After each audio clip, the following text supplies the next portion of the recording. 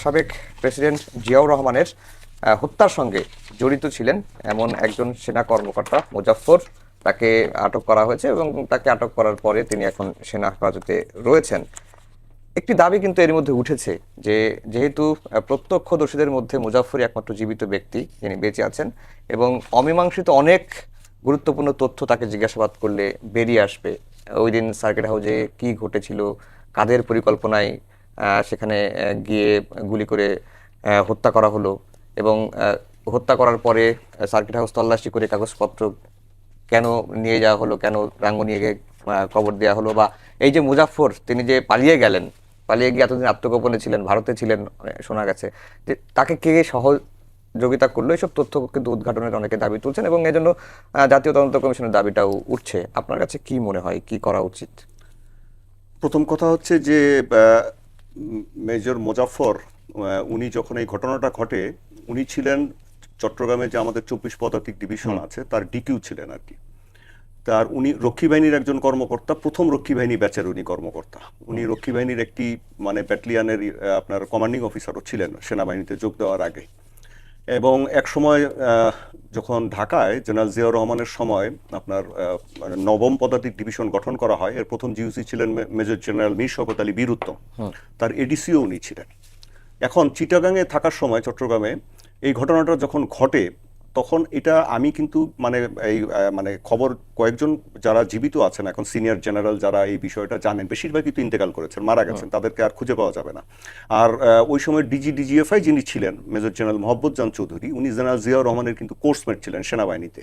উনি এখনো বেঁচে আছেন কিন্তু উনি এখন আর কোনো বোধ বুদ্ধি নেই, অনেক বয়স্ক, তো সুতরাং উনিও কিছু বলতে পারবেন না। আর আমি ওনাকে 2000 সালে একটা ইন্টারভিউ করেছিলাম, এই ব্যাপারে জানতে চেয়েছিলাম। উনি শুধু আমাকে বলেছিলেন যে প্লেনে ওঠার সময় উনি জেনারেল জিয়াকে আবারও গিয়ে পার্সোনালি বন্ধু হিসেবে বলেছিলেন যে আপনি ওখান থেকে সন্ধ্যার মধ্যে গেলেও চলে আসবেন, না যেতে পারলে ভালো। কিন্তু এই ব্যাপার যেগুলো আপনি প্রশ্ন করছেন যে এইগুলোতে আসলে কারা জড়িত ছিল, কিভাবে কি হলো, জেনারেল মঞ্জুর মারা গেল কিভাবে, এই বিষয়গুলো নিয়ে উনি কোনো কথা বলতে রাজি হননি। আরেকজন ডিজিএফআই ছিলেন পরে, যিনি ওই সময়ে একটি ব্রিগেড কমান্ডার ছিলেন মেজর জেনারেল লতিফ, ওনাকেও আমি জিজ্ঞেস করেছিলাম, উনিও কিছু বলতে রাজি হননি। মেজর জেনারেল মাহমুদুল হাসান, উনিও ডিজিএফআই ছিলেন পরবর্তীতে জেনারেল এরশাদের সময়, উনিও কিছু বলতে রাজি হননি। এনারা কিন্তু জানতেন ঘটনাগুলো। তো এখন মেজর মুজাফফরকে ধরা হয়েছে বনানী ডিওএইচএস থেকে। খুব বিস্ময়কর একটা ব্যাপার হচ্ছে যে উনি ছিলেন ওনার শ্বশুরের বাসায়। ওনার শ্বশুরটাকে, ওনার শ্বশুর হচ্ছেন সেনাবাহিনীর একজন সিনিয়র অফিসার ছিলেন, ডাক্তার ছিলেন, director general of medical service ছিলেন, মেজর জেনারেল শামসুল হকের মেয়ের জামাই। তার শ্বশুরের বাসায় উনি ছিলেন, রীতিমতো এখানে বসবাস করছিলেন। এবং এখান থেকে ওনাকে কিন্তু সেদিন গ্রেপ্তার করে ডিবি। উনি এই যখন ঘটনার পরে যেটা আমি এখনো যারা আছেন তাদের কাছ থেকে যতটুকু জানতে পেরেছি এবং আগেও যাদের ইন্টারভিউ করেছি, তাতে দেখা যায় যে সে সময় ওনার সাথে মেজর শওকত আলী এবং মেজর রেজা, এই তিনজন অফিসারকে জেনারেল মঞ্জুর দায়িত্ব দেন জেনারেল জিয়াউর রহমানের লাশ কবর দেওয়ার জন্য। এনারা কবর দিতে গিয়েছিলেন। হ্যাঁ, এখন যেটা বলা হচ্ছে যে উনি কিলিং টিমে ছিল কিনা এটা নিয়ে কিন্তু দ্বিমত আছে। কিলিং টিমে জেনারেল জিয়াকে সরাসরি গুলি করলেন লেফটেন্যান্ট কর্নেল মতিউর রহমান, হ্যাঁ, আর দেলোয়ার, লেফটেন্যান্ট কর্নেল দেলোয়ার, এনারা ছিলেন। আচ্ছা, ওইখানে কিন্তু মেজর মুজাফফর যে গুলি করেছেন এর কোনো প্রমাণ নেই। ওনার এটা পাওয়া যাচ্ছে যে ওনাকে লাশ দাফন করতে দিয়েছিল, তবে ইনি এই পরিকল্পনা এবং এই পুরো ষড়যন্ত্রতার সাথে জড়িত ছিলেন, এটা নিশ্চিত। এবং হত্যার পরে যে বৈঠক হয়েছিল সেই বৈঠকেও তো মুজাফফর, হ্যাঁ, সবগুলোতে উনি এটা প্রথম থেকেই জড়িত ছিলেন, উনি জড়িত ছিলেন।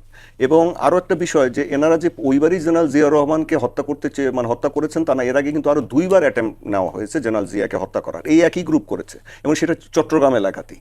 একবার বিএমএতে মিলিটারি একাডেমিতে পাসিং আউট প্যারেডের সময় উনি যখন প্রধান অতিথি হিসাবে প্রেসিডেন্ট গিয়েছিলেন তখন ওনাকে হত্যার একটা চক্রান্ত করা হয়েছিল, কিন্তু সেটা ব্যর্থ হয়, কোনো কারণে পিছিয়ে যায়। এরপরে আপনার কক্সেস বাজারে একটা যৌথ সামরিক মহড়া হয়, ওইটার নাম ছিল অপারেশন আয়রন শিল্ড। সেখানেও জেনারেল জিয়াউর রহমানকে এবং মীর শওকত আলী এরকম কয়েকজন অফিসারকে হত্যার পরিকল্পনা করা হয়, কিন্তু সেটাতেও আবার পরবর্তীতে তারা পিছিয়ে যায়। এরপরে ফাইনালটা আসে এই যে 30শে মে যেটা করা হয়। এখন মেজর মুজাফফর ভারতে চলে গিয়েছিলেন, ও সময় তার ব্যাপারে কোর্ট অফ ইনকোয়ারি যখন চলছিল তখন উনি পালিয়ে যান। এখন পালিয়ে যাওয়ার ফলে কি হয়েছে, পরবর্তীতে আমরা যেটা আগে জানতাম, কালকে আমি এটা বলেছি কিন্তু এই তথ্যটা সঠিক নয়, পরে আমি আজকে এটা কনফার্ম করেছি যে পরবর্তীতে কিন্তু ওনার কোনো কোর্ট মার্শাল হয়নি। আচ্ছা, কোর্ট মার্শাল হয়নি এবং ওনার এই যে কোর্ট অফ ইনকোয়ারিতে যেহেতু উনি পালিয়ে গেছেন, এটাকে আর্মিতে বলে ডেজার্টার, হ্যাঁ, পলাতক। এই পলাতক থাকার কারণে ওনার র্যাঙ্ক চলে গেছে এবং ওনার ব্যাপারে এই আর কোনো পরবর্তীতে কোনো সিদ্ধান্ত এরকম আসেনি। এখন উনি পালিয়ে গেলেন কোথায়? পালিয়ে গেলেন ভারতে। সেখানে গিয়ে মজার ব্যাপার হচ্ছে ওই দেশের গোয়েন্দা সংস্থার তত্ত্বাবধানে, এটাকে আমরা সেফ হাউস বলি, বা মানে যেখানে নিরাপদে রাখা হয়, সেখানে তাকে রাখা হয়েছিল। ওখানে আরও একজন অফিসার ছিল, সে ব্যাপারে পরে আসি। ওখানে উনি নাম ধারণ করেন দুটো নাম। একটি ছিল, ওনার নাম ছিল বিপ্লব সরকার, আর একটা হচ্ছে জয় ব্যানার্জি। এই দুই নামে উনি পরিচিত ছিলেন ভারতে। এবং 1996 সালে আওয়ামী লীগ ক্ষমতায় আসার পর উনি আবার বাংলাদেশে এসেছিলেন। এই ব্যাপারটাও নিশ্চিত হয়ে গেছে।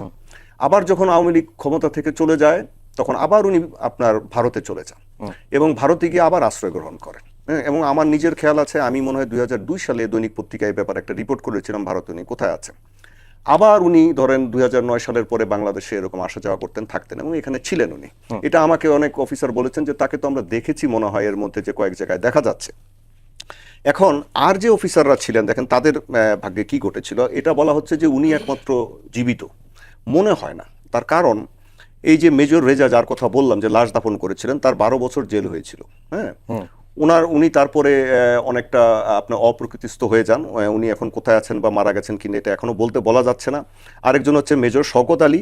মেজর শওকত আলীও সম্ভবত ইন্তেকাল করেছেন। কিন্তু আরেকজন অফিসার মেজর খালেদ, যিনি পালিয়ে গিয়েছিলেন ব্যাংককে, উনি ব্যাংককে পালিয়ে যাওয়ার পরে ব্যাংককে মারা যান। পরে ওনার লাশ কিন্তু বাংলাদেশে নিয়ে আসা হয় এবং এখানে দাফন করা হয়। আরেকজন অফিসার, তার নাম হচ্ছে মেজর মঈন, যার কথা বলছিলাম। উনি আমাদের স্কুল অফ ইনফেন্ট্রি অ্যান্ড ট্যাকটিক্সে ছিলেন। ওখান থেকে ছুটিতে চট্টগ্রামে রহস্যজনকভাবে গিয়েছিলেন এবং গিয়ে এই ষড়যন্ত্র, এই পরিকল্পনার মধ্যে উনি যোগ দেন, সক্রিয়ভাবে যোগ দেন। মেজর মোহন কি বেঁচে আছেন? হ্যাঁ, এই মেজর মঈন সর্বশেষ আমি আজকে যেটা তথ্য পেয়েছি সেই অনুযায়ী উনিও ভারতে চলে গিয়েছিলেন। এই যে মেজর মোজাফফর যেখানে গিয়েছিলেন, ছিলেন। পরে উনি এক সময় আবার বাংলাদেশে ফেরত এসে আত্মসমর্পণ করেন আর কি। করার পরে ওনাকে কিন্তু মানে বিস্ময়কর ব্যাপার, যে মিউটিনির জন্য আপনার বা অভ্যুত্থান প্রক্রিয়ার জন্য বা হত্যাকাণ্ডের জন্য কোনো বিচার হয়নি। ওনার বিচার হয়েছে ডেজার্শনের জন্য, মানে পালিয়ে যাওয়ার জন্য, এবং তার 1 বছরের জেল হয় এবং সেইটাও মনে এক্সোনারেট করা হয়। মানে তারপরে এরপরে উনি চলে যান কানাডায়। উনি এখন কানাডায় আছেন। তার মানে আরেকজন মেজর মঈন কানাডায় আছেন। হ্যাঁ, এটা জানতে পেরেছি। রোজ ভাই, আপনার কাছে আবার আসবো। মুন্নিয়াপা, যে শহীদ প্রেসিডেন্ট জিয়াউর রহমানকে হত্যার সঙ্গে যারা জড়িত, কোর্ট মার্শালে একটা বিচার হয়েছে। এখন পর্যন্ত দেশের যে আদালত, প্রচলিত যে আদালত, বেসামরিক আদালত, সেখানে তো কোনো মামলা হয় নাই। যেহেতু রুশদ ভাই বললেন যে এই মোজাফফরের কোর্ট মার্শালও হয় নাই, তার মানে বেসামরিক আদালতে তো বিচার করার কোনো সুযোগ আছে কিনা, আইন কি বলে? না, আর্মির যারা আছেন ওইটা তো, ওনারা তো সুশৃঙ্খল বাহিনী। সুশৃঙ্খল বাহিনী, ওনাদের এই ধরনের বিচার, এই ধরনের কোনো ঘটনা যখন সামরিক বাহিনীতে ঘটে, সেটা তো তাদের যে সামরিক আদালত, কোর্ট মার্শাল, সেখানেই আসলে হওয়ার কথা। কারণ এটা তো আইনের যেই বিষয়, আইনের যেই বিধি এবং বিধান। তবে এখানে যেহেতু এটা আমাদের শহীদ প্রেসিডেন্ট জিয়াউর রহমান 1981 সালের 30শে মে যেভাবে চট্টগ্রামের সার্কিট হাউসে বাংলাদেশের রাষ্ট্রপতি থাকা অবস্থায় এবং বিএনপির প্রতিষ্ঠাতা, ওনাকে হত্যা করা হয়েছিল, সেই মামলার যাকে নিয়ে কথা হচ্ছে, দণ্ডপ্রাপ্ত পলাতক আসামি মেজর অবসরপ্রাপ্ত মোজাফফর হোসেন, উনি সম্প্রতি আটক হয়েছেন। এখন দীর্ঘ 45 বছর ধরে একটা মানুষ আত্মগোপনে on and of, Awami League যখন পাওয়ারে তখন উনি বাংলাদেশে এসেছেন এবং অন্য সময় ভারতে, আমাদের এই প্রতিবেশী সেই দেশে। এখন আজকে এত বছর পরে যখন রাজধানীর বনানী ডিওএইচএস থেকে উনি 77 বছর বয়স হয়েছে ওনার, আটক হয়েছেন, গ্রেফতার করা হয়েছে তাকে, এই সেনা কর্মকর্তাকে, এবং ওনাকে 15ই জুলাই রাতে ডিবি বোধহয়, হ্যাঁ ডিবি গ্রেফতার করে। তারপরে প্রাথমিক যে জিজ্ঞাসাবাদ সেটা সেরে দেখতে পাচ্ছি যে সন্ধ্যায় তাকে সেনানিবাসের মিলিটারি পুলিশ যারা আছেন তাদের হাতে হস্তান্তর করেছে। এখন সামরিক আইন যেটা এবং নিয়ম অনুযায়ী পরবর্তী বিচারিক যে প্রক্রিয়া আছে তার মধ্যে উনি প্রবেশ করবেন এবং সেটা সম্পন্ন হবে বলে আমরা আশা করি। এখন শহীদ প্রেসিডেন্ট জিয়াউর রহমানের, এখানে আপনার প্রশ্নটা হচ্ছে যে সামরিক আদালতে বিচার হোক, এর আগেও হয়েছে, কিন্তু যে অমীমাংসিত অনেক গুরুত্বপূর্ণ তথ্য উন্মোচিত হওয়া দরকার, সেই ক্ষেত্রে কি করা উচিত? সেখানে কোনো কমিশন করবে কিনা সরকার, সেখানে আরো অন্যান্য আইনি যে প্রক্রিয়াগুলো আছে, সেখানে আমাদের যারা আইন কানুন এসব ব্যাপারের সাথে জড়িত আছেন, সেটা আমি তো মনে করি সরকারের যে পলিসি মেকার্স যারা আছেন, পলিসি ডিসিশন যারা নেন, এটা ওনারা দেখছেন এবং দেখবেন, আমরা হয়তো জানতে পারবো শিগগিরই। এখন এই শহীদ প্রেসিডেন্ট জিয়া রহমানের হত্যাকাণ্ড নিয়ে তো বিভিন্ন বই, বিভিন্ন আপনার দলিল দস্তাবেজ যেগুলো আছে, তার মধ্যে যে অ্যান্থনি ম্যাসকারানাস, যার বাংলাদেশ লিগেসি অফ ব্লাড, এবং অন্যান্য মামলার যে নথিপত্র যেগুলো আছে, এখন 81 সালের 30 মে ভোরে চট্টগ্রামের যে সার্কিট হাউস, সেখানে এক্স্যাক্টলি কি ঘটেছিল, এবং মেজর মোজাফফর দেখলাম উনি প্রবেশ করেছিলেন নাকি ওনার ওই রুমে, মেজর মোজাফফর, যেটা নথিপত্র থেকে, এটা উনি আরো ভালো বলতে পারবেন, যে গোলাগুলির শব্দ শুনে শহীদ প্রেসিডেন্ট জিয়া রহমান যখন ঘর থেকে বের হন তখন তার সবচাইতে কাছে অবস্থান করছিলেন মেজর মোজাফফর ও ক্যাপ্টেন মোসলেউদ্দিন। এখন এই বিষয়গুলো এবং দীর্ঘদিনের যেই পলাতক যেই জীবন মেজর মোজাফফরের, এবং সামরিক অভ্যুত্থান হত্যাকাণ্ডের পরেই দীর্ঘ সময় পালিয়ে থাকার কি কারণ, এবং দীর্ঘ 45 বছর পর ছদ্মনাম, যেটা শুনলাম আমরা, ছদ্মনাম নিয়ে ছদ্ম পরিচয় বিভিন্ন দেশে, বিশেষ করে ভারতে এবং অন্যান্য স্থানে যে পালিয়েছিলেন, এটা আসলে খুব অ্যালার্মিং। কারণ আমরা আসলে মনে করি যে এই অমীমাংসিত ইস্যুগুলো আছে, সেখানে সত্যিকারের অর্থে সত্য অনুসন্ধান যেটাকে বলে ফ্যাক্ট ফাইন্ডিং, সেই সত্য অনুসন্ধান, সত্য উদ্ঘাটন এইবার যেহেতু একটা সুযোগ এসেছে, সেটা হোক, এবং সেইটার জন্য আইনের যা যা কাঠামো, আইন কানুন যেটা যেভাবে করা উচিত, সেটা তো আমি মনে করি আমাদের সরকার করতে পিছপা হবে, আমি মনে করছি না সেটা। জি, মাসুদ কামাল ভাই, আমরা এতদিন যেটা বলে আসছি বা এই মুজাফফর গ্রেপ্তারের পরেই বলছিলাম যে মানে ওই সময়ের সাক্ষী ঘটনাস্থলে উপস্থিত ছিলেন বা প্রত্যক্ষদর্শী মুজাফফরই একমাত্র জীবিত ছিলেন। রুশ ভাই বললেন যে মেজর মঈন, তারও সম্পৃক্ততা আছে এবং তিনিও ঘটনার সাথে জড়িত ছিলেন এবং তিনিও বেঁচে আছেন। এখন যেটা হচ্ছে যে এই আলাপগুলো উঠছে যে যদি কোর্ট মার্শালের বিচারটা হয়, তাহলে সেই মূল যে ঘটনা, নেপথ্যে কারা ছিল, দেশের ষড়যন্ত্র কে করেছে, বা বহির্বিশ্বের কোনো ষড়যন্ত্র ছিল কিনা, বা এই মুজাফফর কিভাবে এতদিন পালিয়ে থাকলো, কিভাবে বাংলাদেশে আসলো, গেল, ডিওসিস এর মতো জায়গায় থাকলো, এগুলো তো উদ্ঘাটন করা দরকার, বা ইতিহাসের যে অমীমাংসিত বিষয়গুলো তো উন্মোচিত হওয়া দরকার। সেক্ষেত্রে কোর্ট মার্শাল হলে কি সবগুলো উন্মোচিত হওয়ার সুযোগ আছে বা তৈরি হবে বলে আপনার কাছে মনে হয়? দেখেন, আসলে মানে এই যে প্রশ্নগুলো করলেন, কিভাবে কি হলো, কিভাবে গেল, কিভাবে থাকলো, কোন নাম ধারণ করলো, এগুলো তো একটা প্রশ্ন। কিন্তু একজন নাগরিক হিসেবে আমার মূল প্রশ্নটা হলো, যে বিচারটা হয়েছিল, বিচারটা কার আমলে হয়েছিল? এরশাদ সাহেবের আমলে হয়েছিল। বিএনপির সময় হচ্ছে এরশাদ সেনাপ্রধান ছিল। না, আগে তো এরশাদ সাহেব, আমরা এরশাদ সাহেবকে তো বিচারে কোনো আসামি করা হয় নাই। অনেকে তো এটাও বলেন যে এরশাদ সাহেব এই ঘটনার সঙ্গে জড়িত ছিলেন। ওই আলোচনাটা কি উঠতেছে? ওই আলোচনাটা কি উঠতেছে? আমার কথাটা খেয়াল করেন আপনি, ওই আলোচনাটা তো উঠতে হবে। তো এখন আমার কথা হলো কি, মুজাফফর সাহেবকে ধরা হয়েছে, ওকে ফাইন, তার শাস্তি সে পাবে, কিন্তু আমাদের মূল লক্ষ্যটা হবে আসলে এই ঘটনাটার পেছনে কলকাঠি কে নেড়েছিল। এটা হলো মূল ঘটনা। কারণটা কি দেখেন, প্রত্যেকটা ঘটনা, বড় ঘটনা যখন ঘটে, সেই ঘটনার পেছনে কিন্তু কিছুটা কারণ থাকে, দেশীয় কারণ থাকে, আন্তর্জাতিক কারণও থাকে। এই ঘটনাগুলি কিভাবে ঘটে, এগুলি উদ্ঘাটিত হওয়া দরকার, এবং এগুলিকে ডিক্লাসিফাইড করা দরকার আমি মনে করি। সাধারণ মানুষেরও জানা জরুরি যে তাদের রাষ্ট্রপতিকে, তাদের সরকার প্রধানকে এত সহজে কে মেরে ফেলছে, কেন মেরে ফেলছে, এগুলো উদ্ঘাটিত হওয়া দরকার। আমি বিচার করলাম, মুসলিউদ্দিন মুজাফফর সাহেব আপনি ফাঁসিতে লটকাই দিলেন, আমরা হাতালে দিয়ে থাকবো, বাহ, একদিন পরে আমরা কাজ করছি, এটা তো আপনি করবেনই, এটা নিয়ে কিন্তু আমার কোনো বক্তব্য নাই। আমার বক্তব্য হলো, এর কাছ থেকে যতটুকু পারেন তথ্য আদায় করেন, আগে যতটুকু সম্ভব তার কাছ থেকে তথ্য আদায় করেন। এমনকি যদি এমনও হয় যে তাকে রাজসাক্ষী বানানো যায় কিনা, আমাদের এখানে তো রাজসাক্ষী বানানোর পদ্ধতি আছে, পুলিশ কনস্টেবলের ফাঁসি হয়, মৃত্যুদণ্ড হয়, আর আইজিপির 5 বছর হয়। এই ধরনের প্র্যাকটিসটা আমরা করি, তাই না? তো তাকে বানান না ভাই, ইনফরমেশনটা নেন, প্রকৃত ঘটনাটা কি, কেন ঘটছিল, কারা ঘটিয়েছিল। আমরা অপরাধ বিজ্ঞানে কি পড়ি ভাই? অপরাধ বিজ্ঞানের মূল জিনিসটা হলো, যখন কোনো অপরাধ সংঘটিত হয়, প্রথমে তারা কি দেখে যে এই ঘটনার প্রেক্ষিতে বেনিফিশিয়ারি কে। তো তখন কি এই ঘটনার প্রেক্ষিতে বেনিফিশিয়ারিদেরকে সন্দেহের তালিকা আনা হয়েছিল? তাই না? আমার কথা হলো এটা খুব জরুরি। কিন্তু আপনি অনেকগুলো থিওরি আছে, কিন্তু সত্য মিথ্যা আমি বলতে পারবো না ভাই, অনেকগুলো থিওরি তো আছে। এ করেছে, সে করেছে, এ ছিল পেছনে, এ তাড়াহুড়া করেছে, এ মঞ্জুরকে কেন মেরে ফেলা হলো, মঞ্জুরকে কেন বাঁচিয়ে রাখা হলো না, নানা রকম থিওরি কিন্তু আছে। তো আমার কথাটা হলো কি, সেই থিওরিগুলি নিয়ে আলোচনা করেন।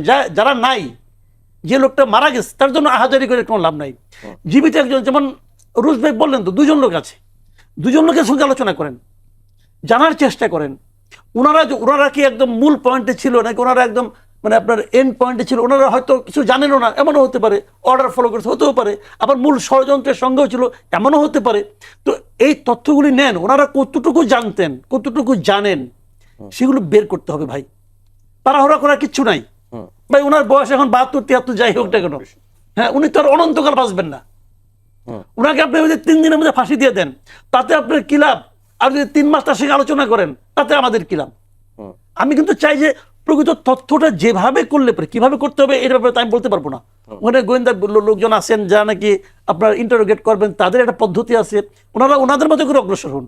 কিন্তু আমার কথা হলো যে একদম হারিয়ে ফেলা অবস্থা থেকে আমরা একটা সূত্র তো পেয়েছি যে এর মাধ্যমে আমি কিছুদূর অগ্রসর হতে পারি। জিয়াউর রহমান হত্যাকাণ্ডের মূল কলকাঠি কে নেড়েছিল, কিভাবে কি করেছিল, এর সঙ্গে আন্তর্জাতিক কি ষড়যন্ত্র ছিল, জাতীয় কি ষড়যন্ত্র ছিল, এটা উদ্ঘাটনের আপনি একটা বলতে গেলে শেষ সুযোগ পেয়েছেন। এই সুযোগটা কাজে লাগান প্লিজ, কাজে লাগিয়ে জনগণকে জানান। আর এখন সম্ভব, এখন আমরা আশা করতেই পারি, এখন তো আওয়ামী লীগের সরকার নাই, এসব আমি গোপন করে ফেললাম, আমি জনগণকে জানতে দিতে চাই না, তা তো আর নাই। এখন তো বিএনপি সরকার আছে, বিএনপি সরকার এই বিষয়টা নিয়ে আমি মনে করি খুব সিরিয়াসলি দেখবে। এবং আমার দাবি, আমি মুজাফরকে চিনি না, আমার দাবি হলো আমি জিয়াউর রহমানকে চিনি, এবং জিয়াউর রহমানকে কেন মরতে হলো ভাই এটা একটু ডিসক্লোজ করেন। জি, রুজ ভাই, এই সুযোগটা আসলে সরকার কিভাবে কাজে লাগাতে পারে? এটাই সবচেয়ে বড় কথা, যেটা আমি জানতে পারছি। যে একটা মজার তথ্য দেই আপনাদেরকে। জিয়াউর রহমান শহীদ হওয়ার পরে যে বিচারটা জেনারেল এরশাদ মানে সেনাপ্রধান হিসাবে আপনার করেছিলেন, ওটাকে বলা হয় আর্মিতে ফিল্ড জেনারেল কোর্ট মার্শাল, হ্যাঁ, FGCM। এখন এই বিচার বা এই যে কোর্ট অফ ইনকোয়ারি যেটা হয়েছিল, তো সেনা আইনের মধ্যে হয়। এটা কিন্তু জিয়াউর রহমান হত্যাকাণ্ডের জন্য হয়নি, তারা বিচারটা করেছিলেন মিউটিনির জন্য, অভ্যুত্থানের জন্য। আপনার মজার ব্যাপার কিন্তু এটা, এই বিষয়টা একজন জেনারেল, উনি এখনো জীবিত আছেন, উনি আমাকে আজকে সকালে বলেছেন যে বেগম জিয়া যখন ক্ষমতায় আসলো 1991 সালে, তাকে যখন জেনারেল আইনুদ্দিন উনি মারা গেছেন, মুক্তিযোদ্ধা একজন, তো উনি ডিফেন্ডিং অফিসার ছিল এই বিচারে। উনি এবং ওই জেনারেল সাহেবরা যখন গিয়ে বেগম জিয়াকে এই বিষয়টা বলছিল, তখন বেগম জিয়া অবাক হয়ে গিয়েছিলেন যে এই বিষয়টা কি এভাবে বিচার করা হয়নি। এই যে মাসুদ ভাই বললেন যে আসলে এগুলো লাভবান হয়েছে কারা, এই যে মিসিং লিঙ্কগুলা। এখন ধরেন আমরা মেজর মঈনকে পাবো না, উনি কানাডায় বসে আছেন, উনি আর এখন আসবেন না। একজনকে তো পাওয়া গেছে, আর বাকিরা তো নাই, সবাই তো মারা গেছে, ফাঁসিতে ঝুলানো হয়েছে বা চলে গেছে। এখন এইটার মাধ্যমে এইটাকে খুঁজে বের করতে হবে যে ওই সময় জেনারেল মঞ্জুরকে যখন নিয়ে আসা হলো, নিয়ে আসার পরে আপনার বলা হচ্ছিল মানে তদানীন্তন মানে সেনা কর্তৃপক্ষ বলছিল যে উত্তেজিত সৈনিকরা তাকে হত্যা করেছে, তাই তো? আচ্ছা, এখন আপনি সে সময় যে চট্টগ্রামের ডিসি ছিলেন জিয়াউদ্দিন চৌধুরী, উনি এখনো বেঁচে আছেন, নিউ ইয়র্কে থাকেন। উনি একটা চমৎকার বই লিখেছেন। ওই বইটার মধ্যে আমি বেশ কয়েকটা বই আছে, যেই বইগুলোর মধ্যে এই তথ্যগুলো পাওয়া যায়। তার মধ্যে আরেকটা বই আছে মেজর রফিক PSC, উনি একজন মুক্তিযোদ্ধা, উনি কিন্তু মানে যিনি আওয়ামী লীগের নেতা ছিলেন ওই মেজর রফিক না। মেজর রফিক PSC, ওনার একটা বই হচ্ছে, নাম হচ্ছে 81 রক্তাক্ত অধ্যায়। এই বইটার মধ্যে বেশ কিছু তথ্য আছে। আর এই যে জিয়াউদ্দিন সাহেবের এটার মধ্যে তথ্য আছে। জিয়াউদ্দিন সাহেবের এই তথ্যটার মধ্যে উনি বলছেন যে জেনারেল মঞ্জুরকে নিয়ে আসার পরে যে ঘরটাতে আটকে রাখা হয়েছিল, ঢাকা থেকে একজন সিনিয়র অফিসারকে পাঠানো হয়। সেই অফিসার গিয়ে তাকে বাথরুমে নিয়ে যেয়ে এই মাথাতে গুলি করে মেরে ফেলে। এবং আমি আমার সাংবাদিকতা জীবনে এই তথ্যটা খুঁজে বের করার জন্য আমি বেশ কিছু সিনিয়র অফিসারের সাথে আমি কথা বলেছিলাম, এবং আমি নাম প্রকাশ করতে চাই না যেহেতু স্যাররা চান না। এবং ওনারাও কিন্তু একই রকম কথা বলেছেন যে হ্যাঁ, ওনার মেজর জেনারেল মঞ্জুরকে এভাবে মেরে ফেলা হয়েছে। এই যে কেন মেরে ফেলা হলো, তারপরে আসেন জেনারেল জিয়ার যে PS ছিল আপনার কর্নেল মাহফুজ, যাকে জেনারেল জিয়া খুবই স্নেহ করতেন, কেন একসাথে মুক্তিযুদ্ধ করেছেন জেনারেল জিয়ার অধীনে। কর্নেল মাহফুজকে এই মানে কোর্ট অফ ইনকোয়ারি শুরু হওয়ার প্রায় মনে হয় মাস 3 পরে জেনারেল এরশাদের নির্দেশে এই মামলায় ঢুকানো হয়, মানে এই কেসে ঢুকানো হয়, এবং পরে ওনার ফাঁসি হয়। অনেকেই বলছেন যে আসলে কর্নেল মাহফুজ কি জড়িত ছিলেন, না কিছু চাপা দেওয়ার জন্য এটা করা হয়েছে। এরকম অনেক কিছু আছে, মানে ওই যে বলছিলেন যে তত্ত্ব। রুজ ভাই, আপনি বলছিলেন যে বিচারটা হয়েছে ব্যর্থ সামরিক মিউটিনিকে কেন্দ্র করে। হত্যার তো বিচার হয়নি, হত্যাকে লক্ষ্য করে বিচার হয়নি। মানে ওনারা করেছেন জানে মিউটিনির শাস্তিও তো হচ্ছে মৃত্যুদণ্ড। ওনারা একটা অভ্যুত্থান হয়েছে, আপনি যে কোনো সেনা অভ্যুত্থান হলে সেটা শাস্তি হচ্ছে সামরিক আইনে এরকম মৃত্যুদণ্ড ধরতে পারে। কিন্তু এই যে মুজাফফরের তো কোর্ট অফ ইনকোয়ারি হয় নাই, তাহলে এখন কোর্ট অফ ইনকোয়ারি ওনার শুরু হয়েছিল, কিন্তু যেহেতু উনি ডেজার্টার ছিলেন, পালিয়ে গিয়েছিলেন, পরে আর ওনার বিচারটা হয়নি। এটা জানা যাচ্ছে যে ওনার বিচারটা হয়নি। এখন যে প্রসঙ্গটা আপনি আপাকে করেছিলেন যে ওনার এই জিনিসটা কি করা যায়, এখন করা যেতে পারে যেটা, এটা যেহেতু উনি সেনা সদস্য ছিলেন, ওনার বিচার সেনা আইনের মধ্যেই হবে। কিন্তু ওই যে মাসুদ কামাল ভাই যেটা বললেন, আমিও গতকালকেই এগুলো বলে আসছি যে এই মিসিং লিঙ্কগুলো আমাদের, হারানো সূত্রগুলো আমাদেরকে এখন পেতে হবে। এনাকে খুব নিরাপদে রাখতে হবে যাতে এনার কেউ ক্ষতি করতে না পারে। ঢাকা সেনানিবাসে খুব ভালো জায়গা আছে, লগ এরিয়া আছে, লজিস্টিক্স এরিয়া আছে, যেখানে সাধারণত কাউকে আটক করলে, কোনো সেনা অফিসারকে যদি গ্রেপ্তার করা হয় বা আটক রাখা হয়, তাকে কিন্তু লজিস্টিক্স এরিয়ার আন্ডারে রাখা হয়। তাকে সেখানে রাখা হয়েছে বলে আমি জানি। তাকে এই ঢাকাতে সুরক্ষিতভাবে রাখার ব্যবস্থা আছে, তার কারণে এখানে ডিজিএফআই হেডকোয়ার্টার আছে, আর্মি ইন্টারোগেশন সেল আছে, মিলিটারি ইন্টেলিজেন্স আছে, সব কিছু ঢাকাতে। সুতরাং এটা একটা মোক্ষম সুযোগ যে আমরা হয়তো একটা স্বাধীন তদন্ত কমিশন গঠন করতে পারি। এই স্বাধীন তদন্ত কমিশনটার মধ্যে আমাদের সেনাবাহিনীর ঊর্ধ্বতন কর্মকর্তারা থাকতে পারেন বা সংশ্লিষ্ট কর্মকর্তারা থাকতে পারেন, প্রতিরক্ষা মন্ত্রণালয়ের, স্বরাষ্ট্র মন্ত্রণালয়ের কর্মকর্তারা থাকতে পারেন, গোয়েন্দা সংস্থার কর্মকর্তারা, সশস্ত্র বাহিনী বিভাগের, এরা থেকে এই জিনিসগুলো, এবং যারা এখনো বেঁচে আছে যে আমাদের যে সিনিয়র অফিসাররা, তাদের সাথে কথা বলে তাদের সাথে তথ্য নেওয়া যেতে পারে এবং এই জিনিসটা উদ্ঘাটন করা যেতে পারে। এবং তারপরে এই বিচারিক প্রক্রিয়াটা কি হবে ওনারা ঠিক করবেন। কিন্তু এটা সেনাবাহিনীর মধ্যে হবে, ওই আইনের মধ্যে হবে। এটা কিন্তু সিভিলিয়ান কোনো কিছুর মধ্যে এখন হতে পারবে না। যাদের আগেও বিচার হয়েছে সেনা আইনি হয়েছে, এখন এইটা তাদের ব্যাপার, তারা কিভাবে, কোনো সরকার কি ডিসিশন নেবেন। কিন্তু সবচেয়ে বড় ব্যাপার হচ্ছে আমাদেরকে এই যে হারানো সূত্রগুলো খুঁজে বের করা, যে কারা এটা করেছিল। আপনি 91 সালের পরেও কিন্তু চেষ্টা করা হয়েছে। তারপরে কিন্তু তখন জেনারেল মঞ্জুরের ভাই অ্যাডভোকেট একজন ছিলেন, ওনার নামটা আমি এই মুহূর্তে ভুলে যাচ্ছি, উনি কিন্তু একটা মামলা করেছিলেন জেনারেল মঞ্জুরের হত্যাকাণ্ড নিয়ে। পরে এই যে আমি মেজর জেনারেল লতিফের কথা বললাম, যিনি ডিজিএফআই ছিলেন, তাকে কিন্তু আটক করা হয়েছিল। পরে আবার উনি কিন্তু মুক্তি পেয়েছিলেন। পরে আর এই মামলাটা কিন্তু আগায়নি, কোনো একটা রহস্যজনক কারণে আগায়নি। মানে জেনারেল এরশাদ এর ভূমিকা কি ছিল, তদানীন্তন সেনা কর্তৃপক্ষের কার কিরকম, ঊর্ধ্বতন কর্তৃপক্ষের কি ভূমিকা ছিল, এগুলো নিয়ে কিন্তু সেনাবাহিনীর মধ্যেও অনেক কথা আছে। বাইরেও যারা এগুলো নিয়ে গবেষণা করেছেন তারাও এগুলো নিয়ে কথা বলছেন। এই অ্যান্থনি মাসকানাসও বলছেন, এই ব্রিগেডিয়ার শাখাও তো তার একটা বইয়ের মধ্যে এগুলো মানে এনেছেন। যারা সাংবাদিকরা এগুলো নিয়ে সিনিয়র আগে যারা ছিলেন লিখেছেন, তারাও কিন্তু এগুলো নিয়ে প্রশ্ন করেছেন। এই প্রশ্নগুলোর পাওয়ার শেষ সুযোগ মনে হয় এই মেজর মোজাফফরের কাছ থেকে। এই সুযোগটা যেন আমরা না হারাই, তাকে যেন সুরক্ষিতভাবে রাখা হয়, তাকে ভালোভাবে রাখা হয়, এবং মানে যেহেতু একজন বয়স্ক ব্যক্তি, তাকে জেরা করে তার কাছ থেকে যতটুকু পারা যায় এই হারানো সূত্রগুলা উদ্ধার করা দরকার। এবং এটা জাতির জানার অধিকার আছে। তার কারণ একটা জেনারেল জিয়াউর রহমানের মতো একজন জনপ্রিয় রাষ্ট্রপতি, একজন মুক্তিযোদ্ধাকে এভাবে হত্যা করা হয়েছে, যা বাংলাদেশের ইতিহাসের মোড় ঘুরিয়ে দিয়েছিল। এবং এটার সাথে ভিনদেশি শক্তি জড়িত আছে। যদি জড়িত না থাকতো তাহলে আকাশবাণী থেকে তার মৃত্যুর খবর প্রথম প্রকাশ করা হতো না। আর যদি জড়িত না থাকতো তাহলে এই যে এদেরকে, অপরাধীদেরকে ভারতে আশ্রয় দেওয়া হতো না। তাদেরকে আশ্রয় দেওয়া হয়েছিল। এরকম বহু অপরাধীকে ভারতে আশ্রয় দেওয়া হয়, এখনো দেওয়া হচ্ছে। এবং কেন দেওয়া হয়? আপনি যদি জানেন যে পার্শ্ববর্তী রাষ্ট্রের একজন প্রেসিডেন্টকে খুন করে আসছেন, ধরেন ভারতের কাউকে খুন করে আসলে আমাদের দেশকে আশ্রয় দিবে? আমরা তো আশ্রয় দিব না।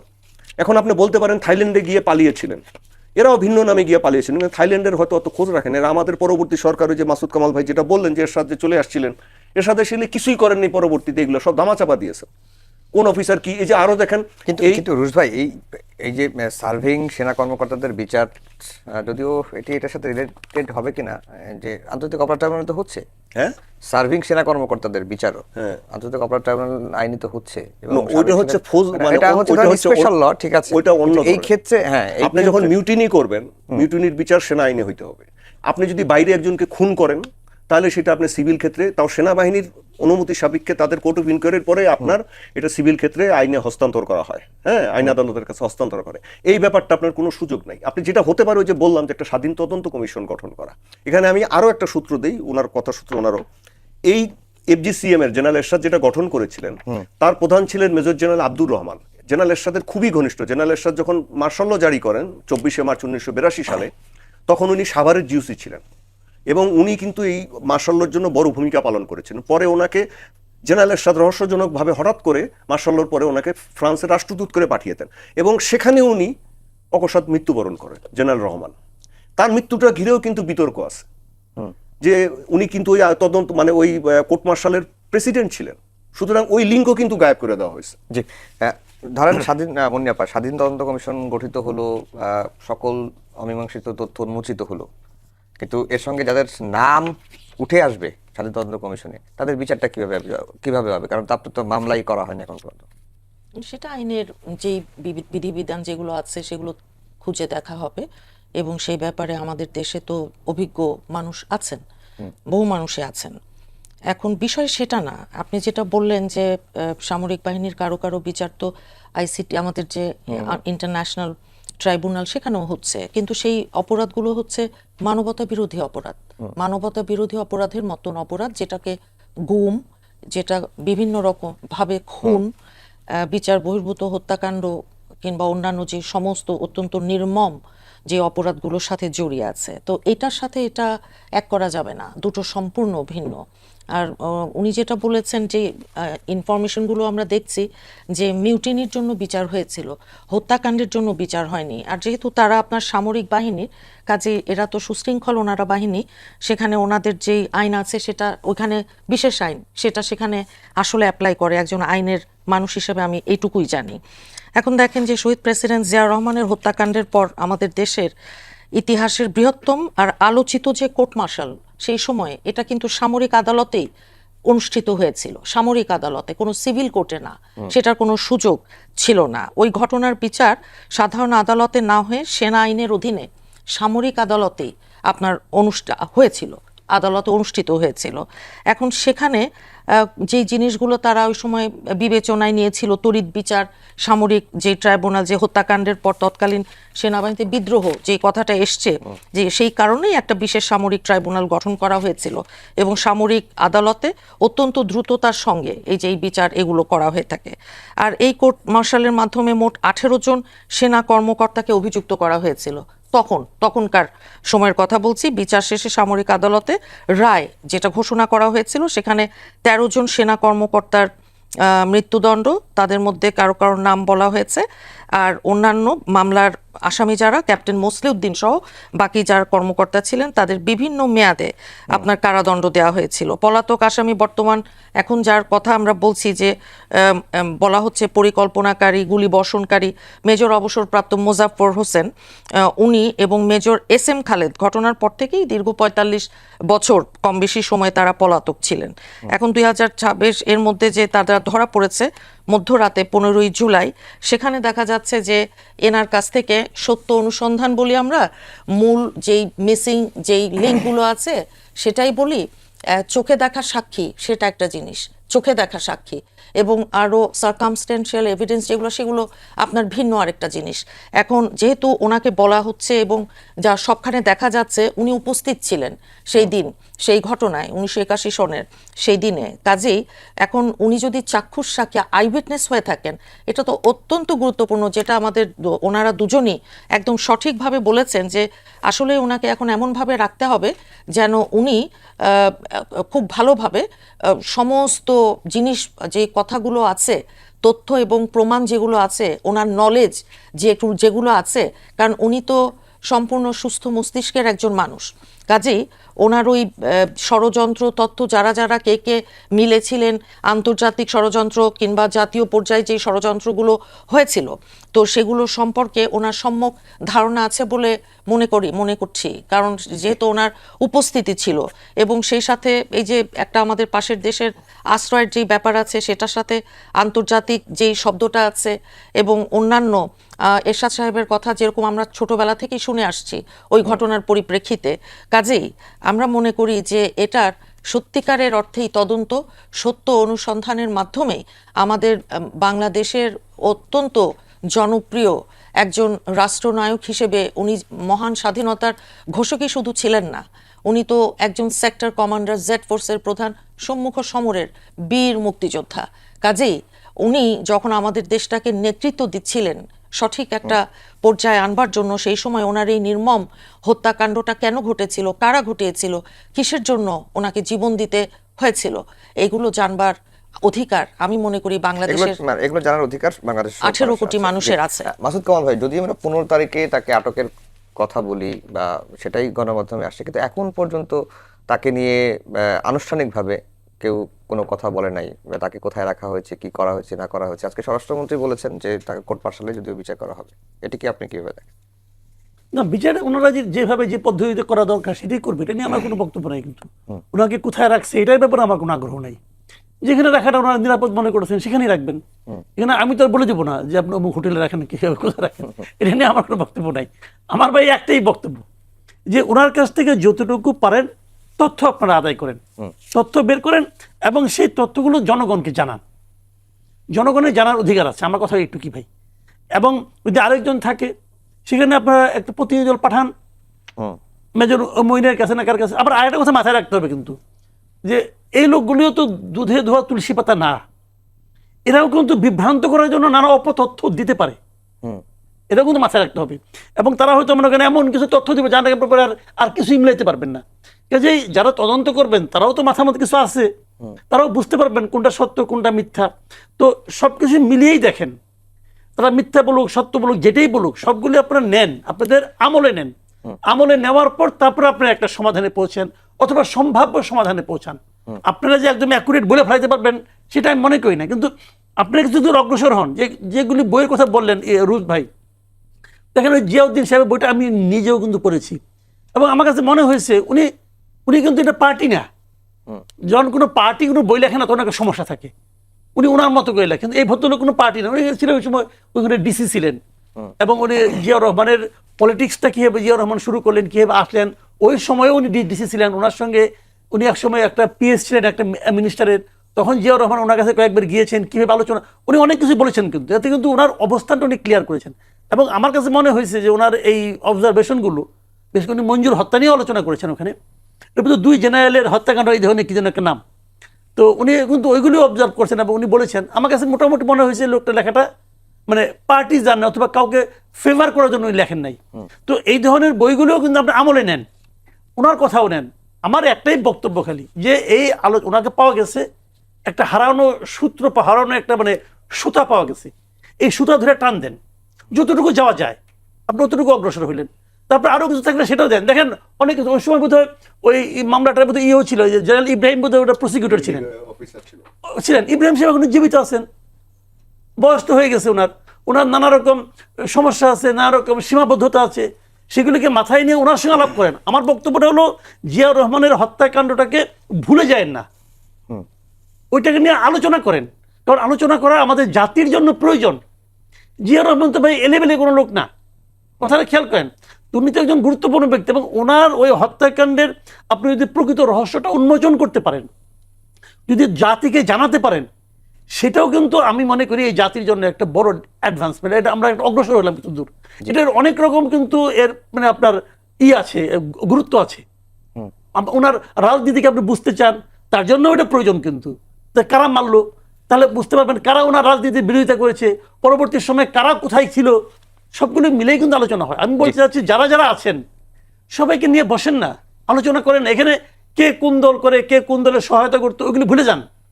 আপনারা এই পয়েন্ট, যেমন যে জিনিসটা রুজ ভাই বললো, আমি মানে খুবই মানে আমি মন খারাপ করেছি। কিন্তু মন খারাপ কোনটা পয়েন্টটা, ওনার সঙ্গে ওই সময়ে কর্মরত গুরুত্বপূর্ণ অনেক সামরিক কর্মকর্তার সঙ্গে উনি কথা বলেছেন, এরা কেউ খোলামেলা বলতে চান নাই। কেন বলতে চাবেন না আপনি? তার মানে আপনি কিছু গোপন করতে চান। এই লোকগুলো তো কিন্তু শ্রদ্ধার লোক না, এরা কেবল তার ব্যক্তিগত বিষয়টা ভাবছে যে এখন ক্ষমতায় আছে কে, উনি আছেন, এখন তো বললে পরে আমার সুবিধা কিছু কমতে পারে, উনি বলেন নাই। কিন্তু এই যে গোপন করার মাধ্যমে উনি যে জাতিকে একটা ভুল ধারণার মধ্যে ঢুকাই দিলেন, ভাই মানুষটা একসময় মারা যাবে, কেউ তো অমন না। তো এই বয়সে এসে ওনার তো একটা দায়িত্ব থাকে মানুষ হিসাবে, যে আমি যে মানুষ হিসেবে আসছি আমার তো একটা দায়িত্ব আছে। সেই দায়িত্বটা কি? দায়িত্বটা হলো জাতিকে প্রকৃত ইনফরমেশনটা দেওয়া, এটা কেউ দেন নাই। তো এখনো যারা আছে তাদেরকে এইভাবে বুঝা বলেন, ভাই আপনারা বলেন আপনার কথাটা। আমি তো ইব্রাহিম সাহেবকে এক্ষেত্রে খুবই গুরুত্বপূর্ণ ব্যক্তি মনে করি। আরো যারা আছেন, ইব্রাহিম সাহেব তো প্রসিকিউটর যেহেতু ছিলেন, কাজে উনি তো খুব গুরুত্বপূর্ণ ব্যক্তি, উনি একদম ডিটেল ভিতরে জানেন। এই সমস্ত লোককে নিয়ে আসেন, বলেন, ভাবে নির্ভয়ে বলেন। তো এদের কাছ থেকে নেন তথ্যগুলো নিয়ে প্রকৃত সত্যটা ভাই প্রকাশ করেন। আমরা একটু জুলাই নিয়ে আলোচনা করি, যেহেতু সাবজেক্টটা উইকেন্ডে দিয়েছিলাম।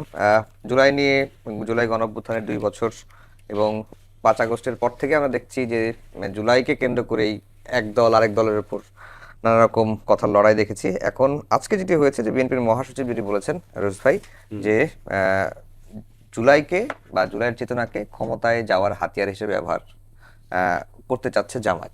আর জামাত বলছে যে জুলাইয়ের চেতনা নিয়ে বা জুলাইয়ের যে চেতনার সাথে গাদ্দারি করছে বিএনপি।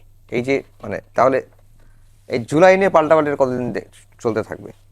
এগুলো তো রাজনৈতিক রেটরিক, কিন্তু আমি বিএনপি সম্পর্কে একটা বলি যে বিএনপি জুলাই নিয়ে তাদের অফিসিয়াল ফেসবুক পেজে কি বলেছে, একটা সুন্দর ফটোকার্ড বানিয়েছে, জুলাই 16 লেখা আছে অশ্রু জলে।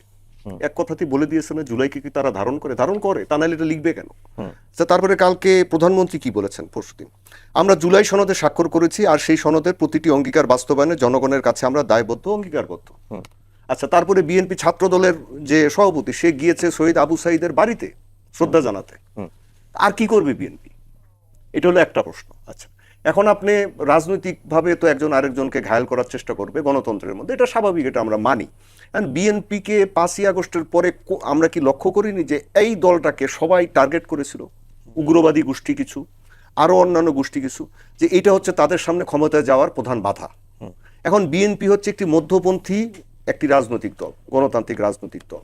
এখন এই আপনি যদি বলা হয় যে বিএনপি এটার থেকে সবচেয়ে সুবিধা আদায় করেছে, তাই না, ক্ষমতায় যাওয়ার জন্য, তো বিএনপি তো ক্ষমতায় যাওয়ার রাজনীতিই করে। তা নাহলে 17 বছর সংগ্রাম করলো কেন? প্রতিটা রাজনৈতিক দলও তা করে, জামাত ইসলামও তাই করে। আপনার তো জামাত ইসলামকে বলা হয় যে পাকিস্তান সমর্থক, তাই না? কারণ পাকিস্তানের দিকে খবর নেন, পাকিস্তানে এই যে গত যে নির্বাচন হয়েছে সেই নির্বাচনে জামাত ইসলামে একটা ভোটও পায়নি। সারা দেশে ওদের ভোটার সংখ্যা তো বাংলাদেশের থেকে বেশি, মাত্র 13 লাখ ভোট পেয়েছে। গুগলে সার্চ করেন পাবেন। আচ্ছা, বাংলাদেশে কয়টা আসন পেয়েছে এবার? 70টার উপরে। এইটাতে তাহলে সবচেয়ে লাভবান কে হইলো জুলাই থেকে? জামাত ইসলাম। ওকে কখনো বাংলাদেশের স্বপ্ন দেখেছে যে বাংলাদেশে 4টা-5টা বেশি নিজেরা আসন পাবে? তো বিএনপির নিয়ে এত মাথা ব্যথা, আমি চতুর্দিকে বসে বিএনপি কি করেছে এই পর্যন্ত? আচ্ছা, এখন আসেন জামাতেরও কথা আছে। মৌলিক সংস্কারগুলোর ক্ষেত্রে বিএনপির, আচ্ছা, বিএনপি একটা রাজনৈতিক দল, সে 2/3 সংখ্যাগরিষ্ঠ নিয়ে আসছে। এই পর্যন্ত কি আপনার জুলাইয়ের চেতনার সাথে, যেটা মূলত হচ্ছে যে গণতন্ত্র প্রতিষ্ঠার যে চেতনা, সেটার সাথে কি কোনো গাদ্দারি করেছে বিএনপি? আমরা তো দেখছি প্রধানমন্ত্রী সংসদের মধ্যে বিরোধী দলীয় নেতার সাথে কথা বলছেন, মানে আলাদাভাবে দাঁড়িয়ে, কেউ অসুস্থ হলে তার কাছে যাচ্ছেন, আপনার সহানুভূতি জানাচ্ছেন। এগুলো কি সৌহার্দ্যের গণতন্ত্রের পরিচয় না? পরিচয় তো বটে। আমি জামাত ইসলামকেও ক্রেডিট দিই, জামাত ইসলামও এখন যেগুলো বলছেন এগুলো রেটরিক। বিএনপিও যেমন রাজনৈতিকভাবে বলতে হয়, কিন্তু জামাত ইসলামের ব্যাপারটা হচ্ছে কি যে ওনারা যে কথায় কথায় এই কথাটা বলেন যে এইটাতে বিএনপি না, বিএনপি সব নিতে চাচ্ছে, ওনারা যেন মানে কিছু পায় নাই। তো ওনারা কিছু না পেলে এতগুলো আসন পাচ্ছে কিভাবে ভাই? এইটুক তো মানতে হবে। আমরা একেবারে শেষের দিকে চলে আসছি। মুন্নি আপা, আপনারা ভোটের মাধ্যমে ক্ষমতায় আসলেন, 1/3 সংখ্যাগরিষ্ঠতা অর্জন করলেন, সেটার বড়াই আপনারা দেখাচ্ছেন। সেই কারণেই গণভোটের যে আরেকটা ম্যান্ডেট জনগণ দিয়েছিল সেটা আপনারা মানছেন না, সেটার কারণেই আপনাদেরকে গাদ্দার বলা হচ্ছে জামাতের তরফ থেকে। গাদ্দার? আচ্ছা, কে গাদ্দার, গাদ্দার কাকে বলে? দয়ে দয়ে কয়টা দ? এখন বিএনপির সৃষ্টি একজন বীর মুক্তিযোদ্ধার হাতে, এবং সেখানে আমাদের দেশনেত্রীর যে রকম অবদান আছে, এবং অন্যান্য আমাদের যেই নেতারা আছেন ওনাদের পদ এবং পদবি, মুক্তিযুদ্ধের কথা বলছি, সেটাই তো সেলফ এক্সপ্ল্যানেটরি। এবং সেই সাথে জুলাইকে বিএনপি আমরা ধারণ করি। আমরা গত 17 বছর রাস্তায়, আমরা আমাদের হাজারের ওপর নেতাকর্মী গুম, হাজার হাজার খুন হয়েছে, বিচার বহির্ভূত হত্যাকাণ্ড বলুন, ক্রসফায়ার বলুন, এবং আমাদের দেশনেত্রীর বিরুদ্ধে 36টা রাজনৈতিক মিথ্যা উদ্দেশ্য প্রণোদিত মামলা, আমাদের প্রায় 60 লক্ষ নেতাকর্মীর বিরুদ্ধে 1.5 লক্ষাধিক যেই মামলা। ভাই আমরা জামাতের কথা আমি বলি না কেন জানেন? জামাত তো ভাই নিজের পরিচয়ে তারা তো দাঁড়িয়েছিল না, আমরা তো ওই হিমালয়ের মতো দাঁড়িয়েছিলাম, ওই সব অন্যায় অত্যাচার অবিচার মোকাবেলা করেই দাঁড়িয়েছিলাম। কেবল 28শে অক্টোবর তো একদিন দেখেন নাই আপনারা, এরকম বহু 28শে অক্টোবর তো প্রতিদিন আমাদের সাথে ঘটেছে। প্রত্যেকটা সভায় একটা ভয়ের সংস্কৃতি যেখানে তৈরি করা হয়েছিল, সেখানে আমরা তো ভাই ছদ্মবেশে আওয়ামী লীগের পেটের ভিতর ঢুকি নাই। আমরা তো আমাদের পরিচয় বড় গলায় বারবার বলেছি আমরা বিএনপি করি। সেই জন্য আমাদের কি কি করতে দিয়ে, মানে কষ্ট, কি কি নির্মম নির্যাতন আমাদের উপর দিয়ে গেছে, আপনারা তো প্রত্যেকের সাক্ষী সেটার। কাজেই আর গণভোটের কথা বললেন, আওয়ামী লীগ তো গণভোটের বিধানটা সংবিধান থেকে বাতিল করে দিল, গণভোট। পরে যখন এই যে এটাকে আবার যখন রিইনস্টেট করতে হবে সংবিধানে, গণভোটটা এমন একটা বিষয়, এখানে একটা সংসদ থাকতে হবে, এটাকে সংবিধানের অংশ করতে হলো। আমি আইনের ছাত্রী হিসেবে বলছি, সংসদের অ্যাবসেন্সে রাষ্ট্রপতি অর্ডিন্যান্স জারি করতে পারেন, সেটা সত্যি, যদি খুব জরুরি খুব গুরুত্বপূর্ণ হয়। কিন্তু এখানে যখন সংসদ আপনার আছে, আজকে এখনকার কথা বলছি, নির্বাচন হয়েছে, ম্যান্ডেট দিয়েছে, এখন সেই সময়ে আপনার গণভোট, এটাকে তো অস্বীকার করছে না আমাদের দল। গণভোট সঠিকভাবে সংবিধানে সংযোজিত করতে হলে সংবিধানটা সংশোধন করতে হবে। এই পর্যন্ত 17 বার সংবিধান সংশোধন করা হয়েছে, এখন কোনোবার তো আপনার সংবিধান সংস্কার করা হয়নি, যেটা নিয়ে জামাত আননেসেসারি একটা বাহাস তারা তৈরি করছে। তো এটার পেছনে তাদের কি উদ্দেশ্য? সংস্কার ছাড়া মৌলিক কাঠামো সংশোধন কিভাবে হবে? এখানে আপনার মানে তারা তো সেটাই বলছে যে তারা বলছে নতুন সংবিধান রচনা করবার কথা। এখন ৭২-এ গেলে তাদের অসুবিধা হয়, কারণ তারা ওই সময় তাদের ৭১-এ কি ভূমিকা, যখন আমরা সবাই মুক্তিযুদ্ধে বাংলাদেশের পক্ষে আমরা অবস্থান করছি, মুক্তিযুদ্ধ করা হচ্ছে, মুক্তিযুদ্ধ হচ্ছে, সেখানে তাদের যেই অবস্থান, তাদের যেই কন্ট্রিবিউশন, তারা যে পাকিস্তান পন্থী, সেটাতে তো ভাই ডিনায়ালের কিছু নাই। এটা তো সত্যি। এখন তারা যেই রাজনীতি করছে সেটা বাংলাদেশের মানুষ দেখবে, বাংলাদেশের মানুষ বিচার করবে, কিন্তু সেই দিন তাদের যেই ভূমিকা সেটাও বাংলাদেশের মানুষ তো বিচার করবে। জি, মাসুদ কামাল ভাই, বিএনপি বলে তারা জুলাই ধারণ করে, জামাত বলে বিএনপি জুলাইয়ের সাথে গাদ্দারি করতেছে, আবার বিএনপি বলছে যে তারা জুলাইকে ব্যবহার করছে, জুলাইকে নিয়ে ব্যবসা করছে। আসলে জুলাই ধারণ করে কে? শুনেন, এটা জুলাই মানে কি? জুলাইয়ের চেতনা, তাই না? চেতনা, হ্যাঁ, আকাঙ্ক্ষা। আমার একটা জিনিস খুবই লাগে, মানে আমি মানে এই চেতনা শব্দটাকে মনে প্রাণে ঘৃণা করি ভাই। এই চেতনা শুনলে আমার জ্ঞান বললাম যে আকাঙ্ক্ষা। বুঝছেন, এই চেতনা আমরা 15 বছর দেখছি, এই চেতনা বিক্রি করে দেশটাকে ভাগ করা হয়েছে। এখন আমরা গত 2 বছর ধরে দেখতেছি এই চেতনা বিক্রি করে দেশটাকে ভাগ করা হচ্ছে, এবং কেউ কেউ মতলব হাসিল করতেছে। যে চেতনা উচ্চারণ করে তারাই আমার কাছে মনে হয় যে একটা মতলববাজ। চেতনা জিনিসটা কি? জুলাইয়ের যে বক্তব্যটা, জুলাইয়ের সময় যে ঘটনাটা ঘটেছে, এটা কে করেছে ভাই? এদেশের সাধারণ মানুষ করেছে, কথা পরিষ্কার। ওই আজকে যে সমস্ত সিপাহ সালার দেখেন না, এদের কোনো বেলই নেই। এরা যে ওখানে ডিবি উঠে যে সিগনেচার করে আসছিল না, আন্দোলন প্রত্যাহার করলাম, আন্দোলন প্রত্যাহার হয়েছে, হয় নাই কেন? হয় না এই কারণে তারা লিডার আসলে ছিল না। এই আন্দোলনের লিডার ছিল জনগণ। তাদের দফা ছিল একটা, সেটা হলো হাসিনার অত্যাচার থেকে মুক্তি চাই, একটাই দফা, আর কোনো দফা ছিল না কিন্তু। এবং হাসিনার 5 তারিখ হাসিনা চলে গেছে, 8 তারিখ পর্যন্ত সরকার হয় নাই কেন? হয় না এই কারণে কোনো দফা তো ছিল না তাদের। যে হাসিনা চলে গেছে, ওরাও যার যার মতো ঘরে চলে গেছে। এক দফার আন্দোলন ছিল, ওইটি হলো মূল জিনিস। হাসিনার পতন চাই, হাসিনার পতন হয়ে গেছে, হাসিনা সরকারের পতন হয়েছে। তারপরে আমাদের দেশটা একটা পর্যায়ে, তখন ওই চেতনা ব্যবসায়ীরা দৌড়ে আসে, মাঠ তো খালি, আসো যায় চেতনা করি। এবং এই চেতনা করে কেউ কেউ মন্ত্রী হয়েছে, কেউ অমুক হয়েছে, কেউ তমুক হয়েছে, সারা দেশে প্রশাসনকে তারা হ্যান্ডেল করছে, ডিসি বদলি করছে কিন্তু এই চেতনা ব্যবসায়ীরা। এখন আবার চেতনা বিভক্তি করতেছে। আপনি আমাকে একটা থিওরিটিক্যাল একটা কথা বলেন, এই যে আন্দোলনটা হয়েছে, এই আন্দোলনে কি পলিটিক্যাল পার্টিগুলো অংশ নেয় নাই? জামাত অংশ নেয় নাই? নিচে। বিএনপি অংশ নেয় নাই? নিচে। কিন্তু কেউ তার দলের ব্যানারে অংশ নেয় নাই। কেন অংশ নেয় নাই? যে জনগণের আন্দোলনটাকে তারা দলীয় আন্দোলনে পরিণত করতে চায় নাই। আচ্ছা, এই 15 বছরে সবচেয়ে বেশি অত্যাচারিত কে হয়েছে? বিএনপি তো হয়েছে রে ভাই, এটা তো অস্বীকার করতে পারেন না আপনি। জামাতে হয়েছে অত্যাচারিত, কিন্তু বিএনপি তো বড় দল, কিন্তু বিএনপি সারা দেশের মানুষ টর্চার হয়েছে। সেই লোকগুলো তো আন্দোলনে ছিল তো আন্দোলনে, তাদের মধ্যে কোনো চেতনা কাজ করে নাই। তারা কি এনসিপির কাছ থেকে চেতনার বই পড়ে পড়ে চেতনা শেখে নাকি রে ভাই? তারা কি ছিল না? তো তারা আন্দোলন অংশ নিছে, সবাই মিলাই আন্দোলনটা সফল করছে। করার পর ইলেকশন হয়েছে, একটা 1.5 বছর এটা ডিলে করছে ইনু সাহেব, তার কিছু ধান্দা ছিল, তার ধান্দাগুলি ঠিক করার জন্য ডিলে করছে। ইলেকশন হয়েছে, এখন ইলেকশনের সময় যার যার চেতনা কথা তারা জনগণের কাছে নিয়ে গেছে, আমরা এই কারণে করছি, এই কারণে করছি। জনগণ যারা ভোট দিছে, পছন্দ করে দিছে, তো 5 বছর চাক এটা। এখন বিএনপির চেতনার জামাতের চেতনা জীবনে এক হবে না, দুই পার্টি। এনসিপির চেতনার সঙ্গে মিলবে না। তো জামাত যেটা বলতেছে এটা তাদের পলিটিক্স, বিএনপি যেটা করতেছে এটা তাদের পলিটিক্স। এখন বিএনপি যদি তারা প্রতারণা করে থাকে, এটা জনগণ বুঝবে, অসুবিধাটা কি আছে? জনগণের বিএনপি আগামী বছর তাহলে বিএনপির আর ক্ষমতায় আনবে না। জনগণ যার চেতনাকে সঠিক মনে করে তারা ক্ষমতায় আনবে। ওয়েট করেন, সমস্যা তো নাই কোনো। বক্তৃতা বিবৃতি দিচ্ছেন, এটাও বলেন, আমার কোনো আপত্তি নাই। রাস্তায় যে গাদ্দার বলতেছেন বলেন, আমার তো কোনো আপত্তি নেই, চলুক।